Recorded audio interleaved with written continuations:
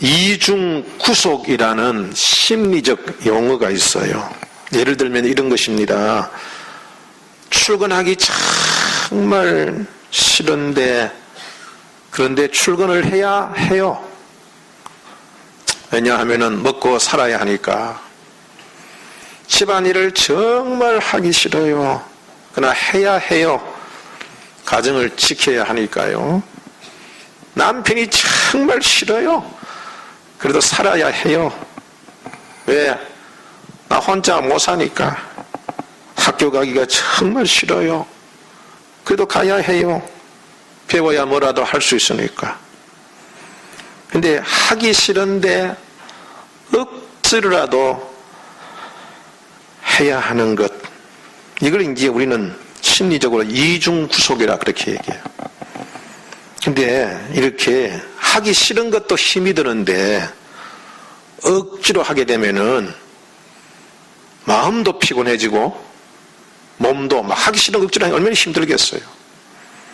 그래서 몸과 마음이 모두 지쳐버립니다.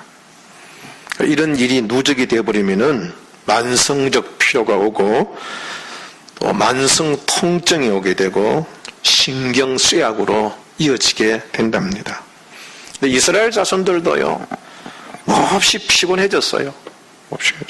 왜냐하면 그때 남북으로 갈려 있었을 때인데 북쪽은 이미 아수르의 침략으로 거의 멸망해 가고 있었고, 또 남쪽 유다도 역시 히스기야 때도 자꾸 아수르 쳐들어오기도 하고 잦은 외세 침략이 있기도 했고, 또 특별히 외세의 그 어떤 정세가 아주 그냥 굉장히 불안했어요.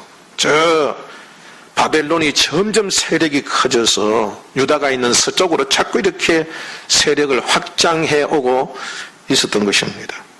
이런 일들은 유대인들에게 엄청난 스트레스가 되는 거예요.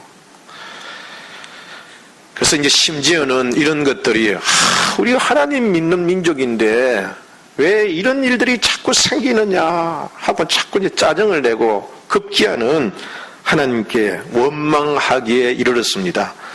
그래서 27절에 보면은 우리 하나님이 짜증내는 그 이스라엘을 향하여 이렇게 말씀하시는 거예요. 이스라엘아, 야곱은 이것은 이제 야곱 한 사람을 얘기하는 게 아니라 야곱의 자손인 이스라엘을 얘기하는 거예요.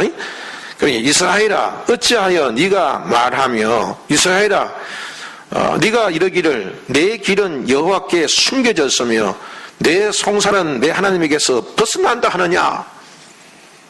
우리가 하나님께 구해도 하나님은 듣지도 아니하시고,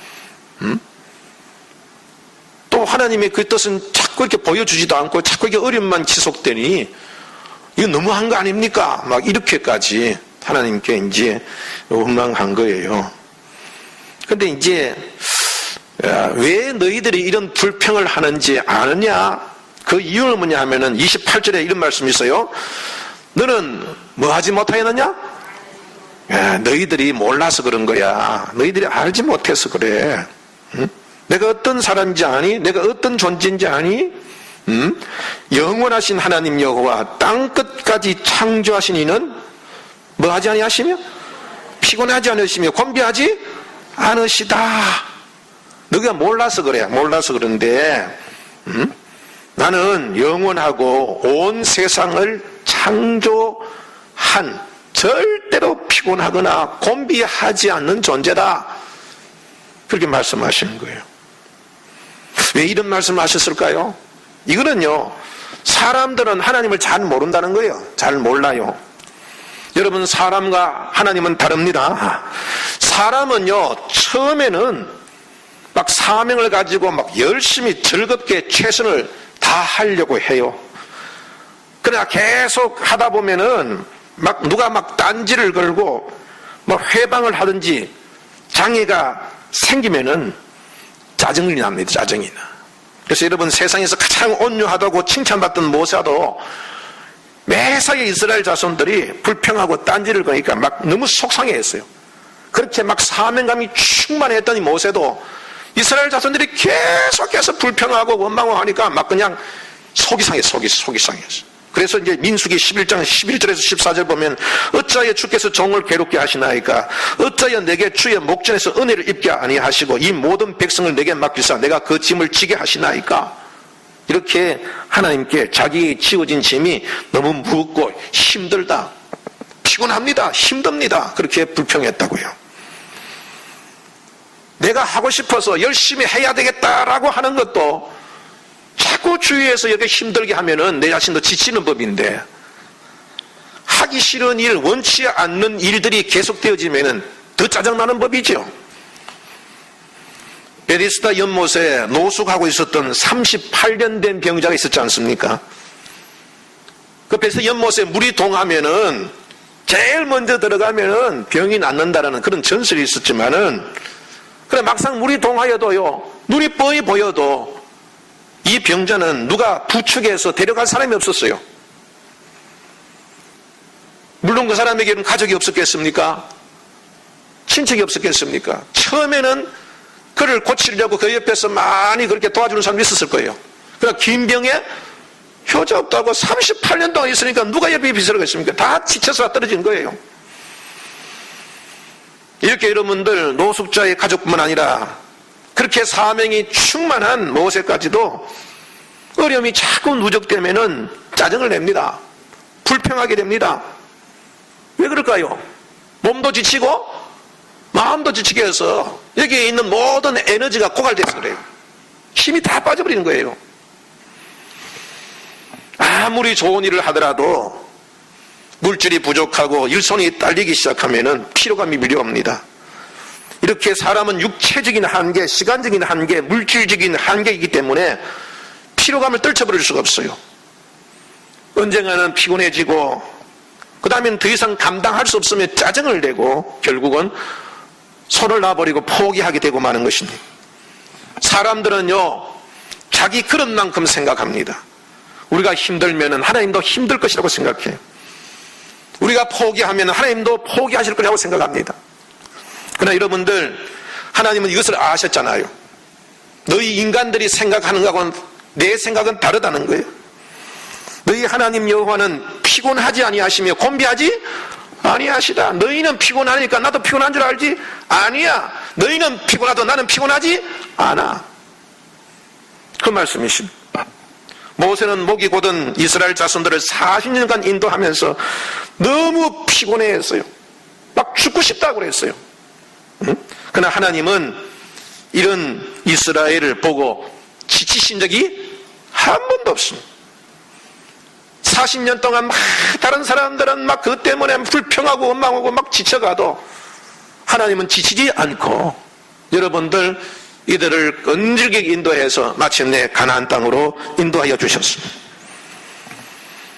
엘리야도 여러분들 해도 이스라엘이 안 변화돼요. 변화되지 않아요.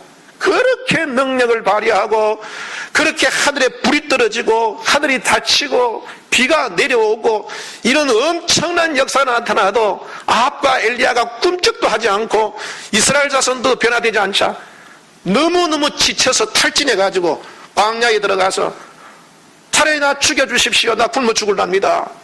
그러니까 먹는 것도 다 묻히고 광야로 들어갔다고.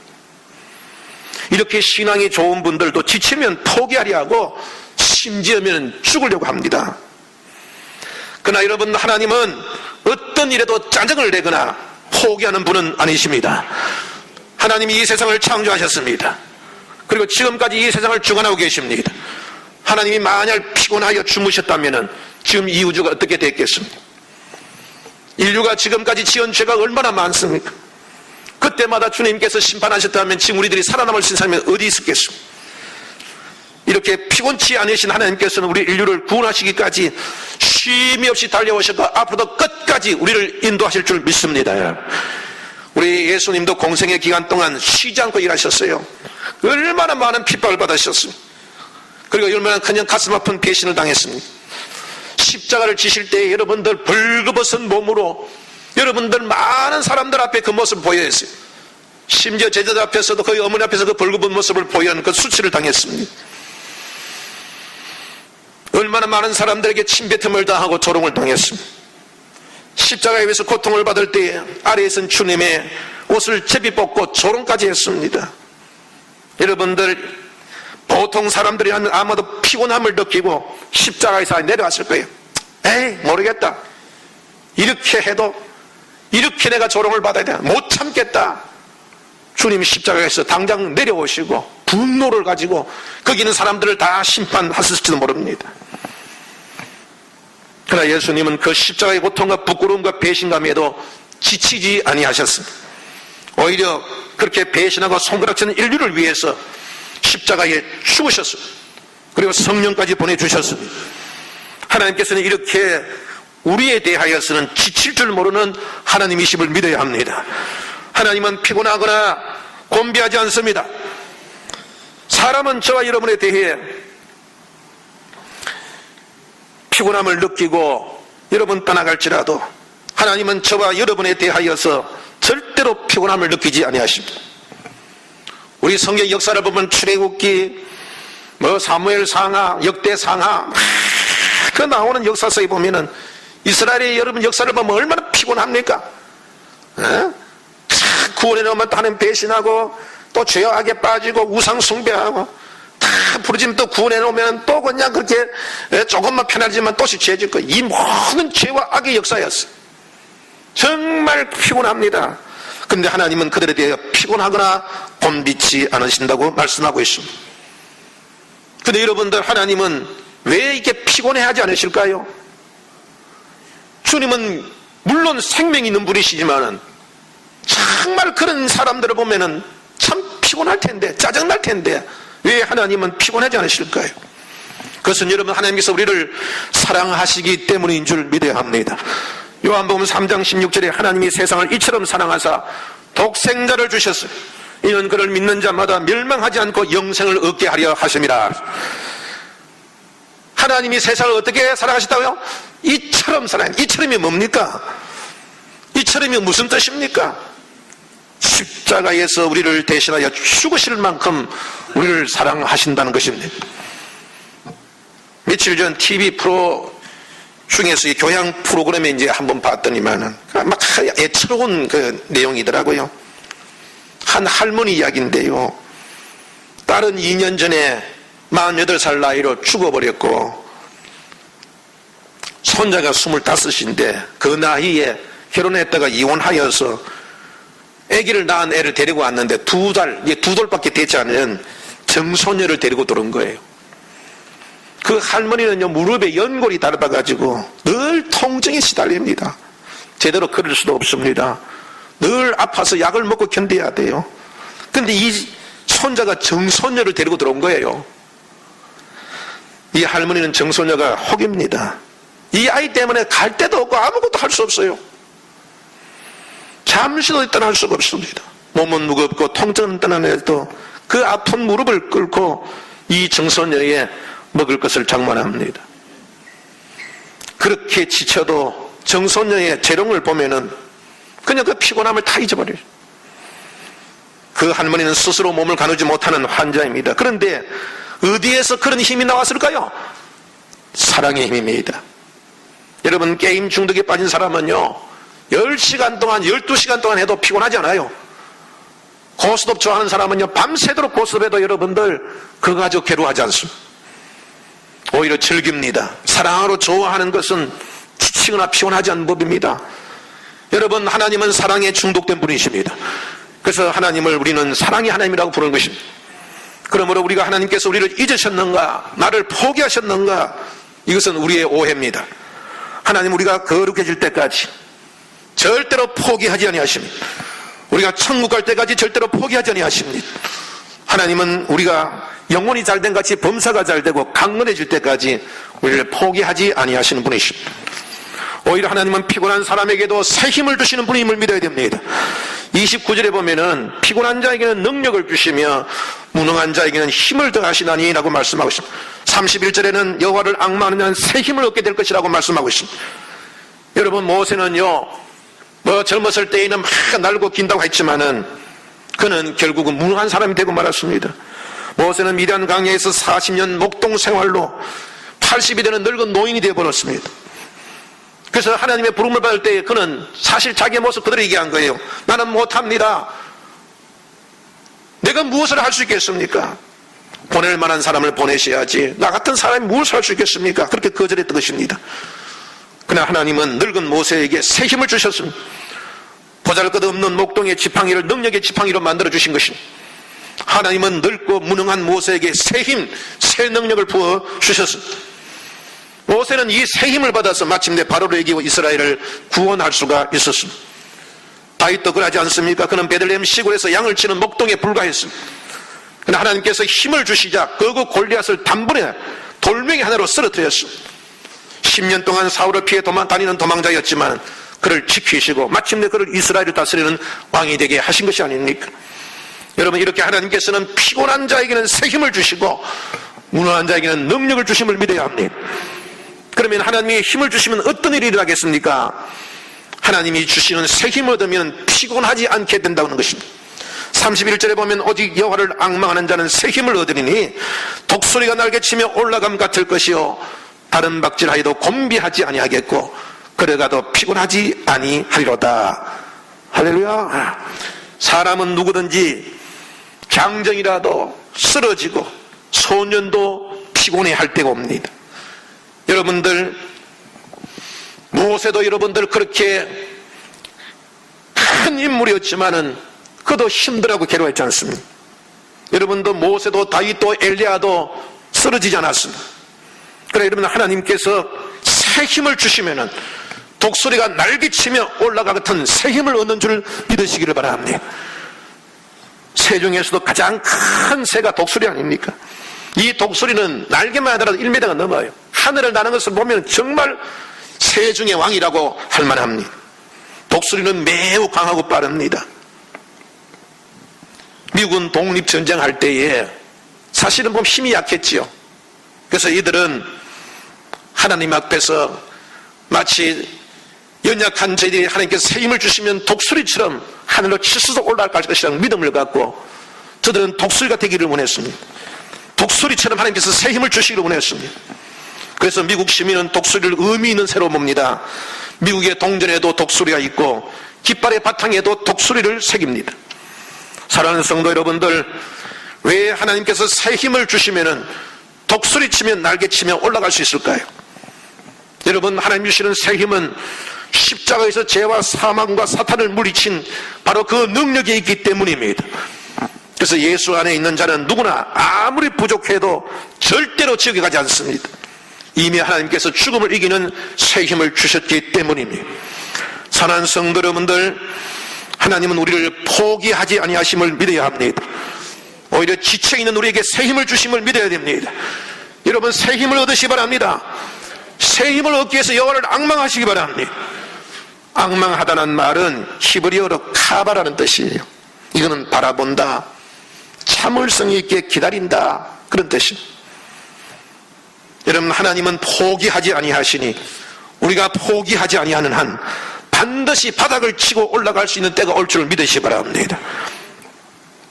여러분들, 성경은 마음을 다하고 뜻을 다하여 하나님을 사랑하라, 무슨 말씀하겠습니까?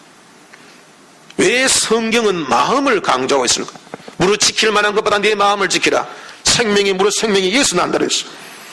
여러분, 우리의 마음은 성령이 거하시는 곳이기도 하고 악한 영이 몰래 숨어드는 곳이기도 합니다. 그리고 우리가 마음의 결정을 하는 것이 곧 내 자신이 되는 거예요. 내가 어제까지 성령의 소리를 들으면 성령의 사람이 됐지만 오늘 내가 악한 마귀의 소리를 들으면 마귀의 종이 되고 마는 것입니다. 우리의 마음을 온전히 하나님 앞에 기울이면 그때 하나님의 은혜가 우리의 마음속에 스며드는 줄 믿으시기 바랍니다. 하나님의 은혜로 가득 찰 때 우리는 성령의 충만함이라고 표현할 수 있습니다. 그럴 때 하나님의 능력과 권세가 우리에게 나타나게 되는 것입니다. 이것이 바로 여러분들 독수리가 날개치며 하늘로 치솟아 올라가는 그런 하나님의 그 능력과 힘인 것입니다. 하나님께서 이런 새 힘을 주실 때에 우리는 갇혀있는 답답함을 뚫고 창공을 나는 독수리 같은 힘을 얻게 되는 것입니다. 사랑하는 성도 여러분들, 비록 내 눈앞에 여러 가지 어려운 일이 있더라도 원통한 일이 있더라도 우리가 피곤하지 아니하면은 견딜 수 있습니다. 그러나 여러분들, 우리는 인간인지라 그렇게 오래 견딜 수가 없습니다. 우리는 연약하고 한계가 있기 때문입니다. 그러나 우리에게 방법이 없는 것은 아닙니다. 여호와를 앙망하는 것입니다.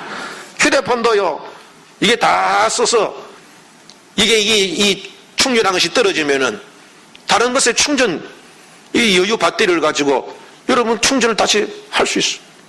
떨어지면 새로 충전하면 될 수 있는 것처럼 우리가 이 세상에 피곤하고 지치더라도 하나님을 앙망하면 하나님께서 새 힘을 주시는 줄 믿으시기 바랍니다. 피곤하면 지치지 말고, 피곤하면 낙심하지 말고 우리에게 새 힘을 주시는 여호와를 앙망하시기 바랍니다. 그래서 여러분 독소리치며 날개치며 하늘로 치솟아 올라가기를 바랍니다. 오직 하나님을 바라보고 앙망함으로 새 힘을 얻으시는 여러분이 되기를 주님의 이름으로 축복합니다. 기도합시다.